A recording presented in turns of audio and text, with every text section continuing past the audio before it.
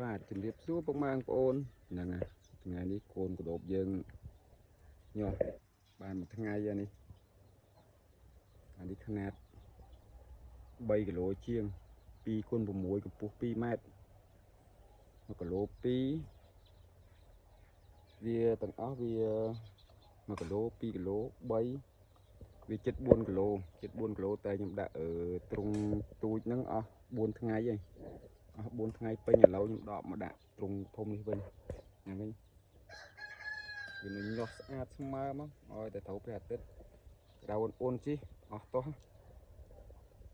មើលអាកធូទូចនេះប្រហែលជាស្អែកខាងស្អែកពហិយទៅដាក់ថាសធំហើយឲ្យវាញាស់ស្មើគ្នាព្រោះវាកធូទូចអញ្ចឹងខ្លាចវាប៉ះពាល់ដល់កូនកដោបហ្នឹងមើលខ្នាប់ពុកម៉ែបងប្អូនឃើញទេអញ្ចឹងឲ្យតែយើងមានចំណេះជំនាញពិតប្រាកដវល់ជុំលឿនណាវល់ជុំលឿនមែនតើមកចឹងដល់ដូចបងប្អូនចង់ចិញ្ចឹមកដោបអីយើងមើលវីដេអូពីការណែនាំតាម Facebook តាម YouTube សម្រាប់ដែលគេចេះច្បាស់លាស់ចាំបងប្អូនធ្វើតាមគេអត់ជួបនេះទេជួបតែជោគជ័យទេហើយរាល់ការចិញ្ចឹមកដោបវាស្រួលដែរពុកម៉ែបងប្អូនទីផ្សារវាយើងចិញ្ចឹមវិលជុំលុយស្រួលដែរហ្នឹងណា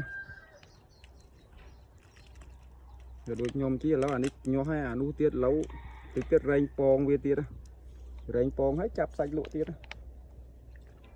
នេះមើលអានេះវគ្គក្រោយនេះអស់តោះវគ្គក្រោយនេះអស់តោះសាច់មិនចេះតិចគីឡូសាច់ទេចូលប្រហែលជា90គីឡូសាច់វិញនេះគួរសារនេះដាក់ច្រើនហើយត្រូវការប្រិចទ្រុងប្រហែលជា4-5ថែមទៀតហ្នឹងណាអញ្ចឹងពុកម៉ែបងប្អូនរាល់តែការខ្ញុំធ្វើវីដេអូដូចតែខ្ញុំនិយាយអញ្ចឹងទ្រុងធ្វើឲ្យឆ្លាស់ហើយយើងប្រើកស៊ូសគ្របពីលើការពារពេលដែលមានមេឃភ្លៀងមិនអីមកអញ្ចឹងវាប៉ះពាល់ដល់កដោបយើងថាវាខ្សោយវាមិនអាចឲ្យកដោបយើងស្លាប់ទេប៉ុន្តែវាខ្សោយហើយទី2វាប៉ះពាល់ដល់ថាបើវាស្បៃយើងអាកស៊ូយើងនឹងគ្របពីលើហ្នឹងវាដាច់ពេលដែលយើងចាប់ផ្ដើមដាក់យកពងគឺភ្លៀងមកយើងពិបាករែងពង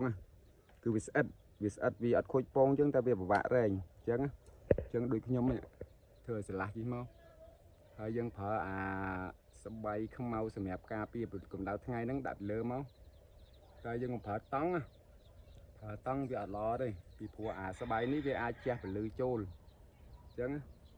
ចឹងរាល់ពុកម៉ែបងប្អូនដែលចង់ចិញ្ចឹមកដោបជោគជ័យសំខាន់បំផុតទី1គឺទ្រុងយើងហ្នឹងហ្មងទ្រុងយើងដាក់ឲ្យឆ្លាស់ជីមកហើយយើងមានកស៊ូយើងហើយប៉ុន្តែត្រូវតែមានស្បៃគ្របពីលើទៀតហ្នឹងណាតែយើងអត់ប្រើស្បៃទេវាពិបាកទី1គេវាប៉ះពាល់ដល់ពងកដោបយើងហងប៉ះពាល់ដល់អាពេលយើងចូលមករែងពងឬក៏ចាប់សាច់អីហ្នឹងវាក្តៅយើងត្រូវតែប្រើស្បៃហ្នឹងហ្មងវាត្រូវការកម្ដៅថ្ងៃ24ម៉ោងប៉ុន្តែត្រូវការប្រើស្បៃនេះស្បៃពណ៌ខ្មៅជីមកពីខាងអីចាប់ចំណែកស្វាយជាមិនតបាច់អីចឹងទៅនេះអស់តោះបងប្អូនដាក់ព្រឹកមិញឥឡូវខ្នាប់បាត់ទៀតហើយ4-5ថ្ងៃទៀតបាយភ្នែកមើលបងប្អូនអើយសបាយភ្នែកក៏សបាយភ្នែកសបាយកាត់ស្មៅក៏សបាយកាត់ស្មៅដែរវគ្គនេះច្រើនទ្រង់ហងស្មៅតែអត់អីទេបានភ្លៀងធ្លាក់មកជីសម្រាប់ពុកម៉ែបងប្អូនដែលចិញ្ចឹមកដោបអាហ្នឹងរៀងញញឹមដោយសារយើងមានស្មៅខ្ចីក៏មានអាស្មៅលាស់មកក៏មានដែរតែមើលនៅខ្នាប់ពេញនេះអស់អញ្ចឹងរាល់ពុកម៉ែបងប្អូនបើថាចង់ចិញ្ចឹមចង់អីយើងពិភាក្សាជាមួយអ្នកដែលមានចំណេះជំនាញពិតប្រាកដហើយពេលដែលយើងចង់ហើយយើងកុំនិយាយចោលទៅវានៅតែយើងចោលដដែលហ្នឹងចាត់បានធ្វើបើយើងមិនសាកមិនដឹងទេហើយរាល់ការរកស៊ីអ្វីមួយគឺដំបូងយើងតែតែមានជួបហានិភ័យតិចតួចវាមិនច្រើនទេហានិភ័យតិចតួចលើថាបងប្អូនខ្លះគាត់ធ្វើទ្រង់ទៅវាមិនបានត្រូវកម្ដៅថ្ងៃហើយគាត់បាត់ប្រសពថ្មីអញ្ចឹងទៅដល់ពេលអញ្ចឹងវាចេះតែថាវាមិនខូចទាំងអស់វាគាត់ថាវាខាតយើងតិចតួចអញ្ចឹងហើយបងប្អូនឯថ្មីខ្ញុំណែនាំឲ្យធ្វើនេះទ្រង់ឆ្លាស់អញ្ចឹងមកធ្វើទ្រង់ឲ្យឆ្លាស់ជីមកថ្ងៃឃើញ mò bị na cái chấm đâyแต่อันนี้ยังปังอ่ะเปลวีผ่านี้มวยผ่านังมวยเปลวีโกนกระโดดในย่อจังยังบานตุบผมเดาเนี่ยผมอ้อยวีกระเดากลางดอกโปมยังจังอย่าซาสงบผ่านี้ดอกเปลวีจับดามย่อให้อ๋อทุ่มtối nhầm lơ cả năng đại từ lơ luôn với nha đại từ lơ với nha chân ở con trái tục mày bong ôn nhận à chọn châm chọn ấy ai tẹt to màu ban sù bò chè mày tâu